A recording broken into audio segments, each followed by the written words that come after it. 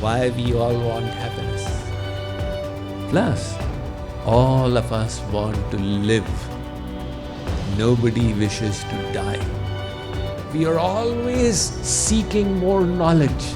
We all wish to be independent. We also wish to control. So many of our natural urges are coming from God.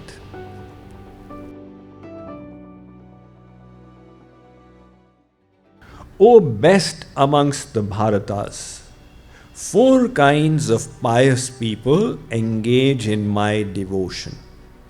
The distressed, the seekers of knowledge, the seekers of worldly possessions, and those who are situated in knowledge.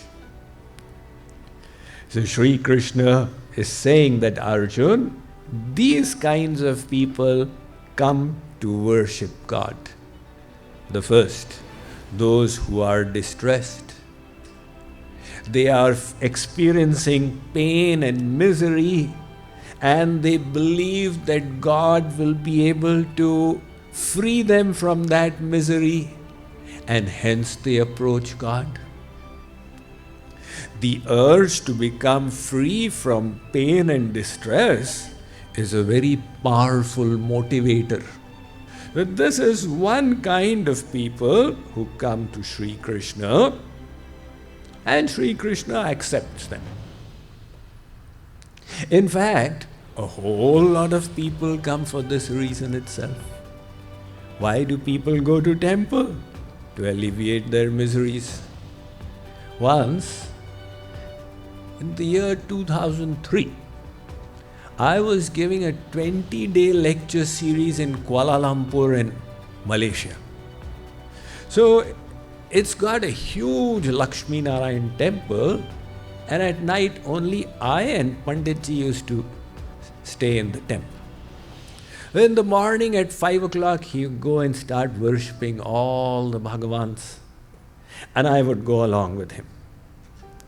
And then he would come to the Navagraha, and then to Shani Dev, he would just go on and on and on doing puja. I asked him, why do you worship Shani Dev so much?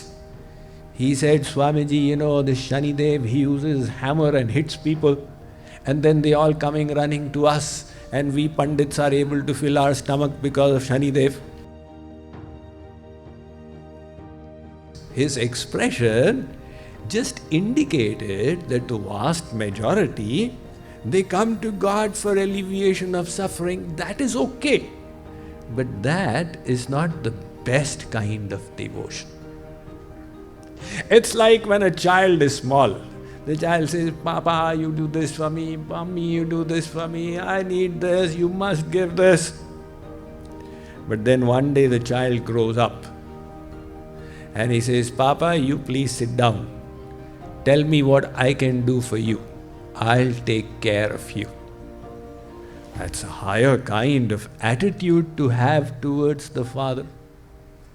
So the devotee is saying, oh God, do this for me.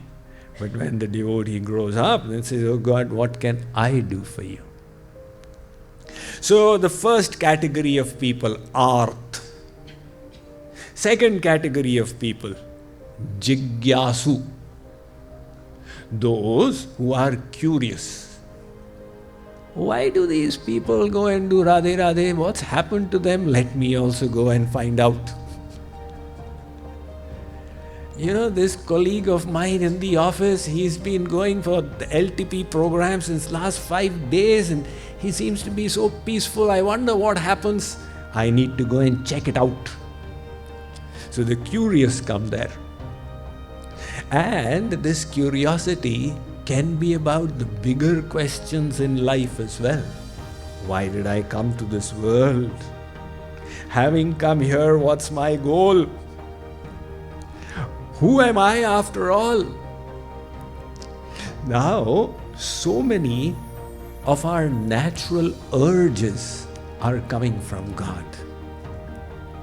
We have understood in the science of happiness why we all want happiness.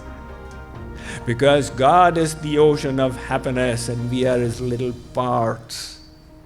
So the gravitational pull towards him is in the form of the urge for happiness. Plus, all of us want to live. Nobody wishes to die. The urge for life is also natural to the soul. If someone is very disturbed and expresses, "मैं मर जाऊं तो अच्छा, I wish I died." Sometimes people express their frustration in this way. "It would be better if I died." Now let's say your friend says that, you put your hands on his throat. He says, "What are you doing?"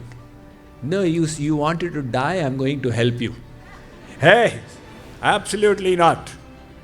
I was just saying it because I was fed up." No matter how fed up we may be, we still seek to live. One old man is in the hospital. He has got one tube going into the mouth because the teeth don't work, one bedpan there, and the leg is hanging from the roof. Even that convalescing person says, "Doctor, I hope I will not die."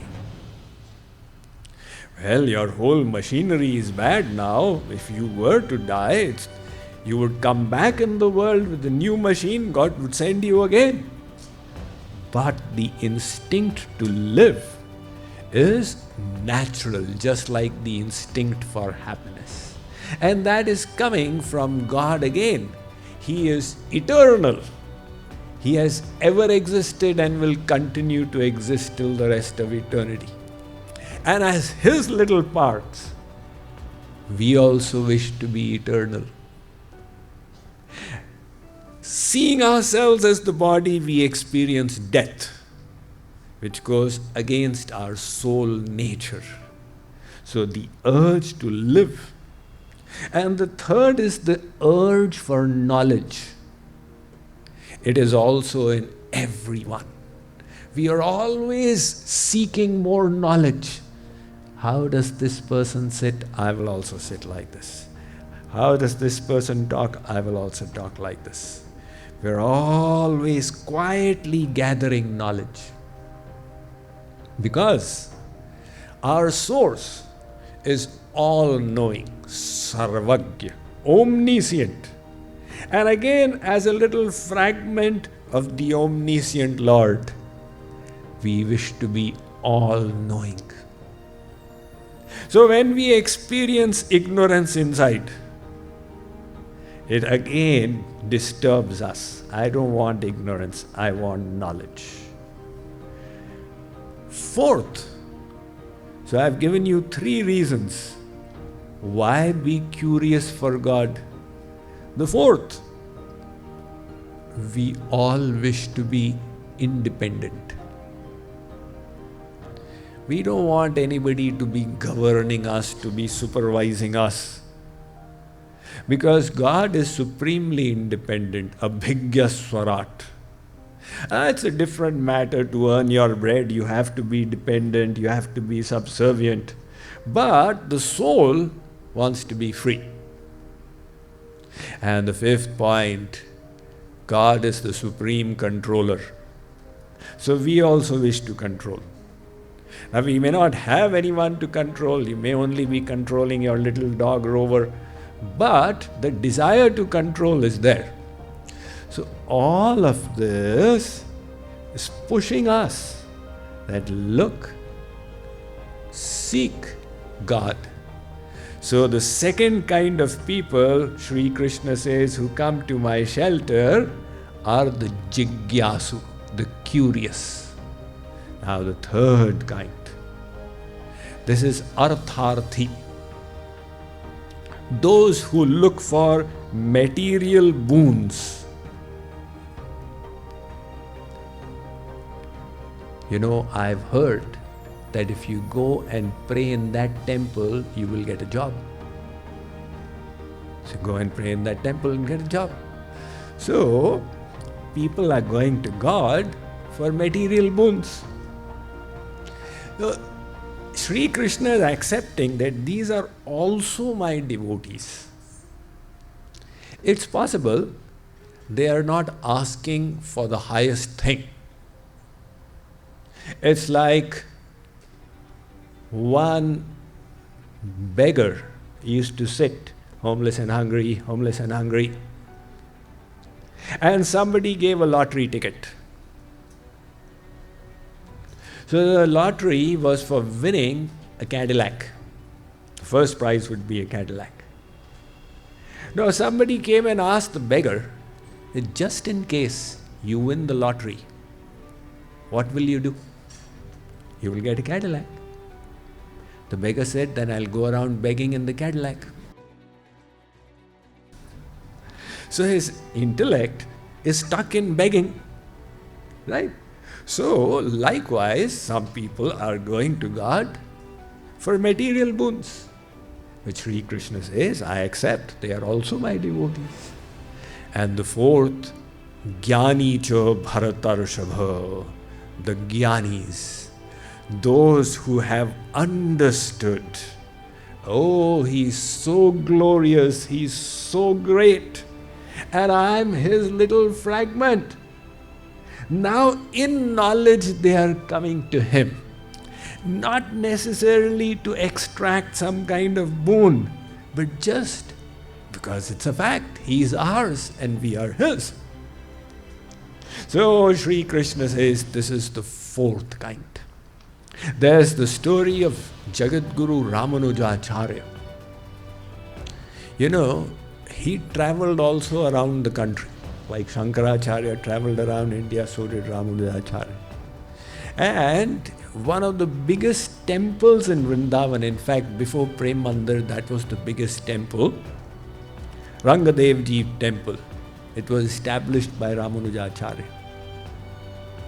So it is a story I've heard about him, that once when he was in Vrindavan, he found that a man was following a woman. And wherever the woman would go, the man would shadow her. And the woman came and complained to Jagadguru. So Ramanujacharya called this man and said, what's your problem? He said, I am a devotee of beauty. And this woman is so beautiful, and that's why I keep on following her, drinking the nectar of beauty with my eyes. Ramanujacharya said, supposing I show you something even more beautiful, will you become a devotee of that? Why not? So Ramanujacharya took him to Rangadevji's mandir and showed him the Lord in the temple. And this person, after seeing, became completely overwhelmed with the divine beauty of the Lord, and thenceforth engaged in devotion. So God is supremely beautiful. Now if you get to know of it, why will you search for beauty anywhere else? But the problem is that we don't know of it. See, there is infinite bliss in God, but we have not experienced it. And what you have experienced is the bliss of ice cream on a hot day. So it's easier to love an ice cream and more difficult to love God. That is the dilemma with the soul. If we get to know Him, we will naturally fall in love with Him. So presently, we don't. But then Sri Krishna says there are those who do, the Jnanis, who've got a little knowledge of me. And motivated by that knowledge, Arjun, they come and engage in my devotion.